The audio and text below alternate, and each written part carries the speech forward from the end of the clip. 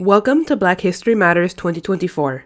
This is the fourth installment of an educational series produced by the National Abolition Hall of Fame and Museum. This year, these short educational videos are meant to provide an introduction to topics important to our understanding of Black American history, but also the larger history of the African diaspora across the Americas and the world. I'm pleased to welcome you to today's episode, Breaking Apartheid, a journey through South Africa's divided past.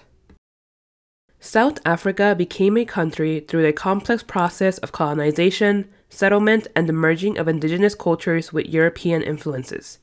The earliest European settlers, primarily Dutch, arrived in the 17th century, establishing the Cape Colony. Over time, British colonial expansion led to conflicts between the two European powers. The 19th century saw the British annexing territories and expanding control over South Africa. Various conflicts, including the Anglo-Zulu War and the Anglo-Boer Wars, shaped the region's political landscape. In 1910, the Union of South Africa was formed, uniting the British colonies and the former Boer republics under British dominion. This marked the formal establishment of South Africa as a unified country within the British Empire. Eventually, in 1961, South Africa became a republic, severing its formal ties with the British monarchy and asserting its independence. Apartheid in South Africa began officially in 1948, when the National Party came to power.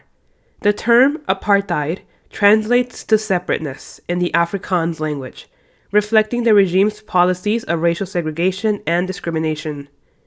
The National Party implemented laws that institutionalized racial segregation, restricting the rights and freedoms of non-white South Africans. These laws included the Population Registration Act, Group Areas Act, and the Suppression of Communism Act, among others, which enforced segregation in all aspects of life, including education, healthcare, and residence. Apartheid's implementation deeply entrenched racial divisions and oppression, shaping the country's political and social landscape for decades. The African National Congress was founded in 1912 in response to the systemic racial discrimination experienced by Black South Africans.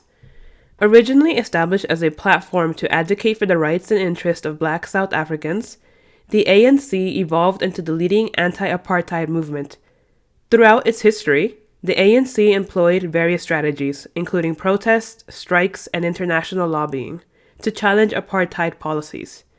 Key figures within the ANC, such as Nelson Mandela, Oliver Tambo, and Walter Sisulu, played crucial roles in organizing resistance against apartheid and promoting a vision of a democratic, non-racial South Africa. The ANC's perseverance and resilience, coupled with international pressure and international resilience, ultimately contributed to the dismantling of apartheid and the transition to democracy in South Africa. Specifically, the Program of Action was adopted by the ANC in 1949 as a strategic framework for its anti-apartheid efforts. It advocated for nonviolent protests, strikes, and civil disobedience to challenge apartheid policies. The program aimed to mobilize mass support and increase pressure on the apartheid government to address the injustices faced by Black South Africans. Through organized campaigns and grassroots activism, the Program of Action became instrumental in raising awareness both domestically and internationally about the need to dismantle apartheid.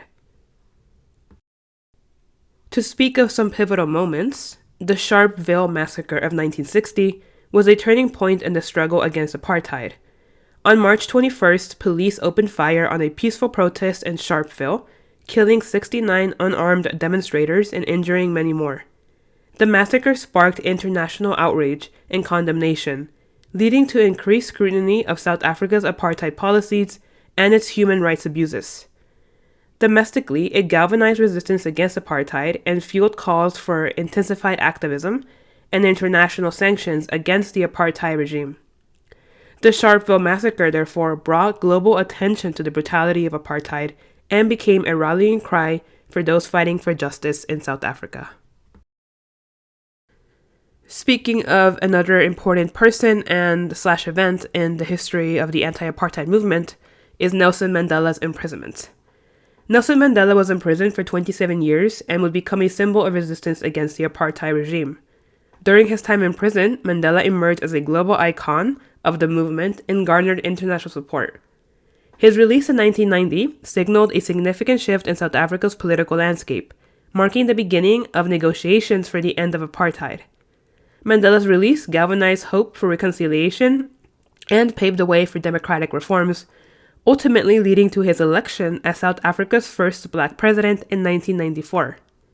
Before that, negotiations between the apartheid government, led by President F.W. de Klerk, and the ANC led to this transition of a democratic government, including the unbanning of political organizations, the release of political prisoners, and the drafting of a new constitution. The work to heal continued even after the end of apartheid. The Truth and Reconciliation Commission, the TRC, was established in South Africa in 1995 as a restorative justice body to address the human rights violations committed during the apartheid era. Chaired by Archbishop Desmond Tutu, the TRC provided a platform for victims and perpetrators to share their experiences and seek closure.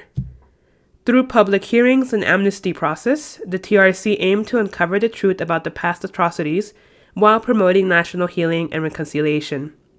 Despite criticisms and limitations, the TRC played a significant role in acknowledging the injustices of apartheid and fostering a new sense of accountability in the post-apartheid South Africa. The end of apartheid in South Africa offers insights into the importance of collective action, both within the country and among the broader African diaspora, in challenging systemic injustices and effecting meaningful change. The example of the end of apartheid also highlights the significance of international solidarity and support in addressing issues of racial discrimination and oppression. The global community's condemnation of apartheid and imposition of sanctions against South Africa played a crucial role in pressuring the apartheid regime to negotiate and ultimately dismantle its discriminatory policies. This should serve as a reminder to us today of the power of collective action to demand the freedom and equality of all. Thank you for joining us today for this presentation on Breaking Apartheid, a Journey Through South Africa's Divided Past. On your screen, you will see a link to a Google form. This link is also available in the video description. The link will take you to a survey where you can fill out and leave feedback about your experience with this video. Your feedback helps us plan for future events and secure funding, so we really appreciate it if you can take a few minutes to fill it out. Once again, thank you so much, and we look forward to seeing you at our next presentation.